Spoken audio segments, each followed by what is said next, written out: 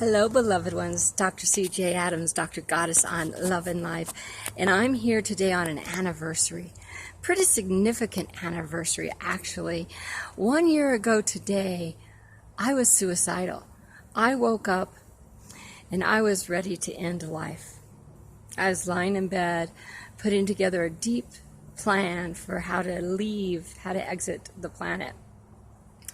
I chose not to, as you can see. And that day I spent in my office pretty much giving myself a day-long counseling treatment. And I videotaped the content, and it's up on YouTube, some knowledge about how to deal with your friends who are suicidal. But today I want to celebrate life. And I want to talk a little bit about the power of suicide. You know, first thing I want to say is that people who commit suicide are not weak. That is such a myth. I know that I am certainly not a weak being, and yet I was ready to be gone. And that's the truth. People who commit suicide are done. Okay, they're not weak, they're done. They see nothing going forward. They don't see a future that's worth their effort. So I laid in bed thinking about death that day. And one of the lines that you'll hear when you watch my videos from last year was $320 away from homelessness. You know, today I think I have far less than $320 in my bank account. And I'm a full-time minister, so my money comes who knows when and where, but it always comes, right? I knew that back then. I knew that resources came. But I really believed I was done. Except I didn't. Right, except I didn't. Even as I was wanting to be done, I laid there in bed and I realized that I had not been me. I had not brought what I was here to bring yet. So I couldn't leave. I couldn't leave. I chose to stay. 1 month later, just a little over a month later, I was in a death-defying car accident. I was T-boned while driving a convertible through an intersection. I was T-boned by a 3/4-ton truck. Right on the driver's side. I heard intuitively stay or go. In that little 3-second window, I made the choice to stay. And boom, collision, car spun around, glass everywhere. I'm in total shock. I'm wanting to get out of the car. No one will let me. I don't know why. And then the paramedics get there. And my entire right side was sprained, dislocated. You know, I couldn't have walked if I wanted to. But I was here. Because I chose to stay. Minor injuries based on how significant that accident was. But the two incidents together, the desire for suicide and the intention and the plan for suicide, actually, followed by a month later, a death-defying car accident, was a real wake-up call. Wake up to what? Wake up to me. I realized that the reason I wanted to be done with life wasn't because there were financial challenges, wasn't because I was overwhelmed from all the things I was doing. It was because I wasn't living me. I was living me on other people's rules, on other people's terms.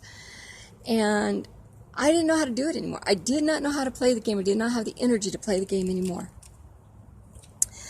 So my experience was a divine wake-up call. It was, CeeJay, either get your ass in the game or get it out. No more playing by other people's rules. What's your rule? Why are you here? Well, you know why I'm here? I know why I'm here. I was given the purpose for my life when I was a very young child. I am here to be a minister for love. I know, sounds hippie-ish, but I'm not. At 8 years old, I married myself to Jesus. I told my mother I wanted to be a Baptist nun. Why?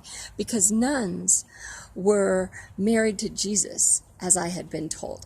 And I loved Jesus, and I loved God, and I loved all that the spirit world had to teach me, the angels. And over time, my religious beliefs have morphed, but I still desperately love all that is unseen. And I know that that's the bigger picture. And I know that unconditional love comes from there, comes from that attachment to the divine source that is love. And that's why I'm here. I am here to be a minister of unconditional love and unconditional living. And I wasn't living it. So, of course, I was ready to be done. Because I was saying, this isn't working. People aren't feeling the love. I would be in tears because I knew people were not feeling the love. I look at the news now and I know people are not feeling the love. But instead of wanting to be gone now, what I want is to get out there. So last night or today at midnight-ish, I posted a Patreon link because I'm about to go on a walkabout, right, like Jesus did, and bring love to the people. I saw a video of Princess Diana that was an interview from years ago, and she said one of the reasons that she would never make it to be queen was because she loved people too much.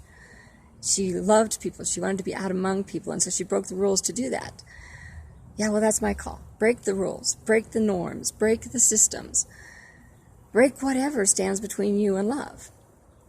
We're not suicidal because we're weak.